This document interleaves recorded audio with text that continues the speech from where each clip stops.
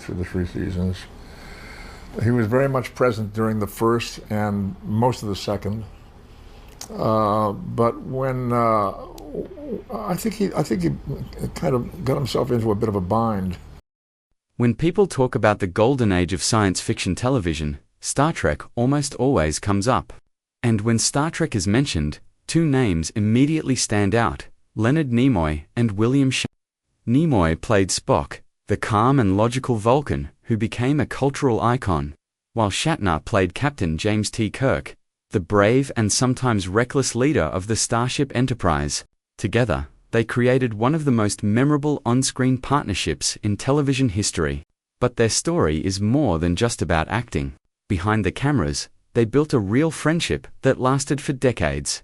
They rode to work together, spent hours in the same trailer, and even helped save Star Trek from cancellation. For years, they were more like brothers than co-workers. Yet, as strong as their bond was, it ended in silence and heartbreak. When Leonard Nimoy sent his final message, it was so shocking that William Shatner was left broken. To understand how things reached that point, we have to go back to their beginnings, both as individuals and as friends. Leonard Nimoy's life started in difficulty. Born on March 26, 1931, in Boston, he grew up during the Great Depression. His parents had fled Ukraine to escape violence and discrimination, only to face poverty in America. His father worked as a barber for very little money, while his mother looked after the home. The neighborhood they lived in was rough, and by the time Nimoy was 6 years old, he had already witnessed families being thrown out of their homes. To help his family, Nimoy sold newspapers for just a few cents, dodging gangs along the way. But it wasn't only hardship that shaped him.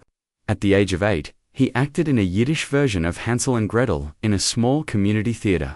Even though the stage was tiny, and the pay was just 50 cents, it opened his eyes to something magical. By 12, he had already performed in more than 20 plays.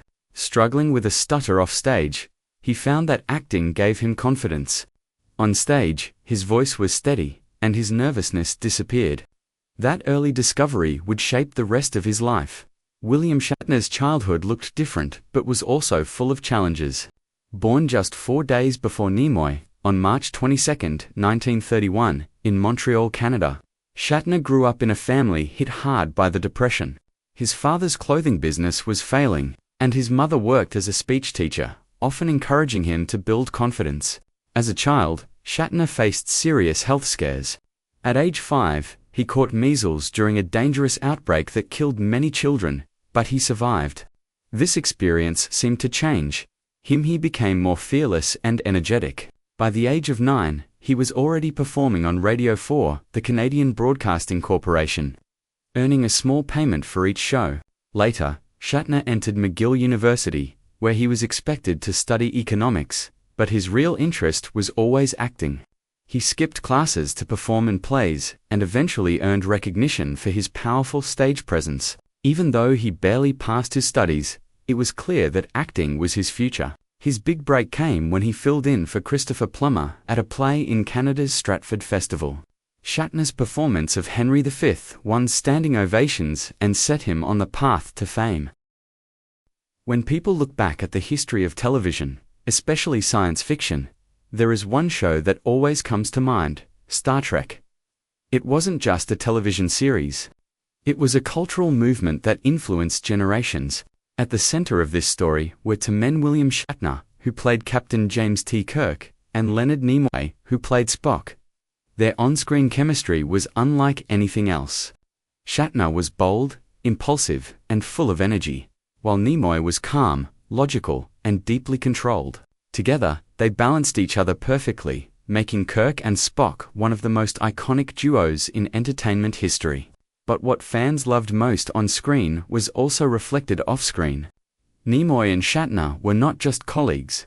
They were close friends who spent years side by side.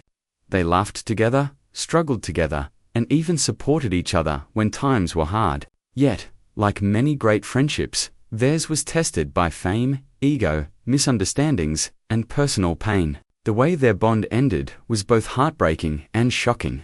Especially when Nimoy's final message reached Shatner, it left scars that never fully healed. To understand the weight of that letter, we must explore their journey, from childhood struggles to shared stardom, and finally, to a silence that spoke louder than words. Leonard Nimoy's early years were marked by hardship. Born on March 26, 1931, in Boston, Massachusetts, he grew up during one of the hardest times in American history, the Great Depression.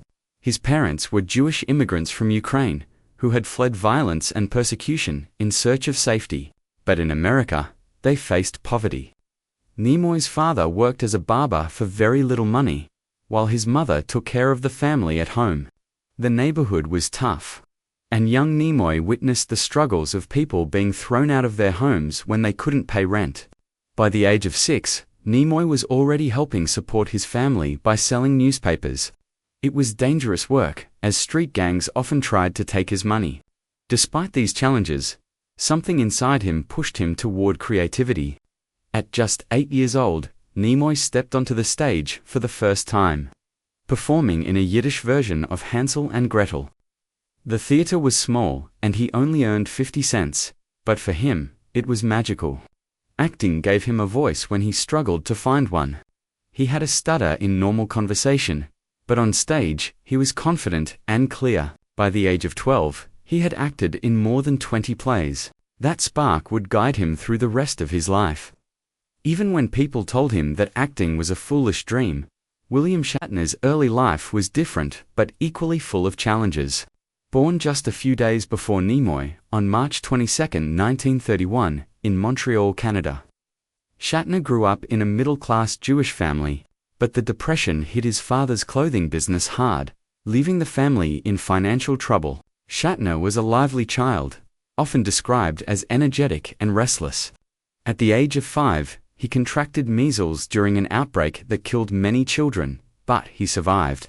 That brush with death made him fearless and gave him an energy that would stay with him for life. From an early age, Shatner showed talent for performing. At 9 years old, he was already acting on radio shows for the Canadian Broadcasting Corporation, earning a small payment for his work. Later, he attended McGill University, where he studied economics to please his parents, but his heart was not in it. Instead, he devoted himself to acting. He skipped lectures to rehearse plays and eventually earned praise for his strong stage presence. His big break came when he stepped in to replace actor Christopher Plummer in a theatre production of Henry V at Canada's Stratford Festival.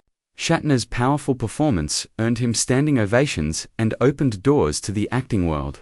Unlike Nimoy, who slowly built his career, Shatner's rise was faster, though both men carried with them the scars of their childhood struggles. By the 1960s, both Nimoy and Shatner were working actors trying to find steady jobs.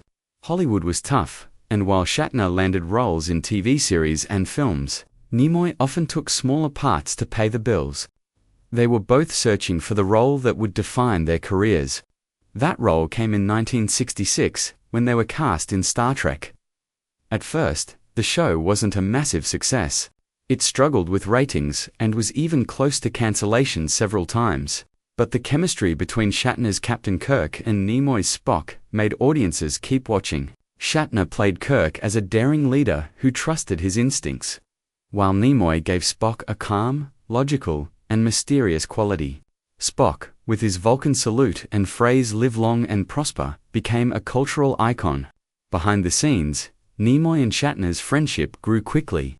They shared long hours on set, often spending breaks together in Nimoy's trailer. When Shatner didn't have a car, Nimoy drove him to work. When Shatner's marriage was falling apart, Nimoy offered him advice and support.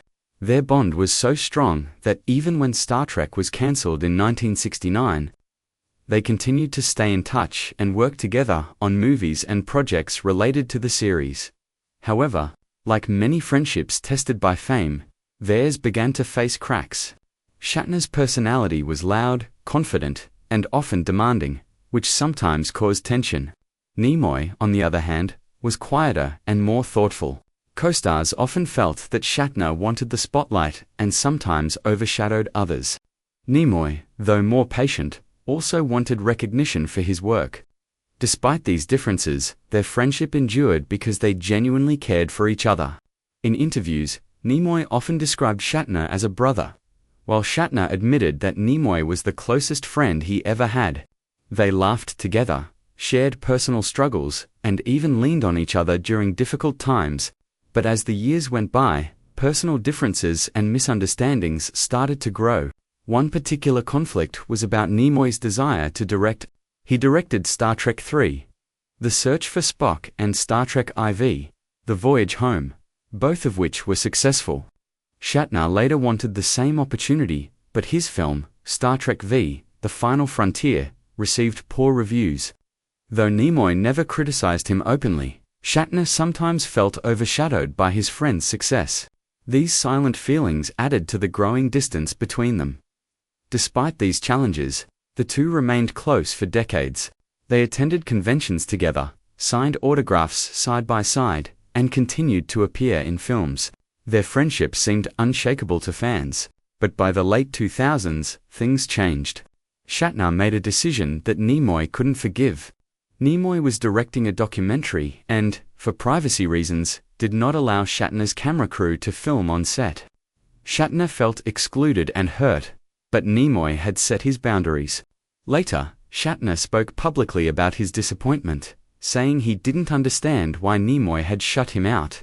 Nimoy, feeling betrayed, cut off communication. For the first time in nearly 50 years, they stopped speaking.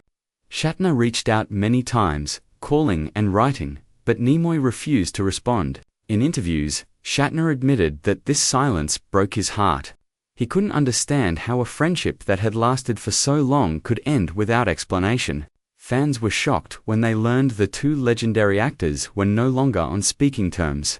It was as if Captain Kirk and Spock, who had always been side by side, were suddenly separated forever. In 2015, Leonard Nimoy's health began to decline. He had been a lifelong smoker, though he had quit years earlier.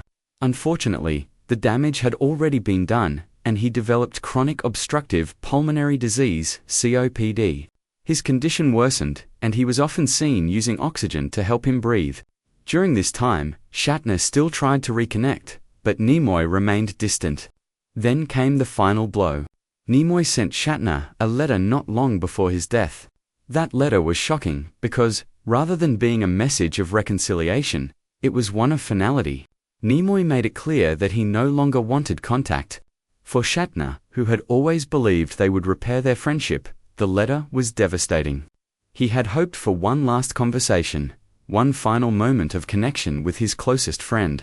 Instead, the letter confirmed that the bond was broken beyond repair. Just weeks later, on February 27, 2015, Leonard Nimoy passed away at the age of 83. Shatner was heartbroken when he heard the news. He was criticized at the time for not attending Nimoy's funeral, but the truth was more complicated. Shatner had a charity event scheduled that same day, and he felt he could not cancel it. Many fans misunderstood this choice, thinking it was another sign of the broken friendship. In reality, Shatner mourned deeply. He later wrote a book, titled Leonard, My 50-Year Friendship with a Remarkable Man, in which he shared memories of their bond, their fights, and their love for each other.